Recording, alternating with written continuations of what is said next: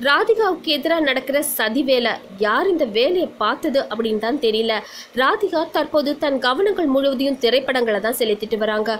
இந்த நேரத்தில் இவங்களை பற்றி சில அவதூறு கருத்துக்கள் ட்விட்டரில் உலா வந்துட்டு இருக்கு. தமிழகத்தில் பலரும் இனி கோலா பானங்கள் அருந்த மாட்டோம் அப்படின்னு சொன்ன நிலையில பல வருடங்களுக்கு முன் ராதிகா நடித்த கோலா விளம்பரத்தை தற்போது எடுத்து வைரலாக்கி வராங்க சில பேர்.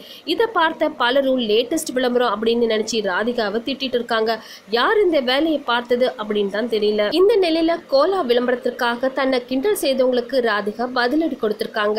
ராதிகா சரத்குமார் மனசுல பட்டதை வெளிப்படையா எப்பவுமே பேசுவாங்க. நேற்று இவங்களை பத்தின ஒரு சர்ச்சை எழுந்தது. இவங்க சில வருடங்களுக்கு முன்பு ஒரு கோலா விளம்பரத்துல நடிச்சிருந்தாங்க. அதை தற்போது ஷேர் செய்ததை பார்த்துட்டு பலரும் அவங்கள திட்ட தொடங்கிட்டாங்க.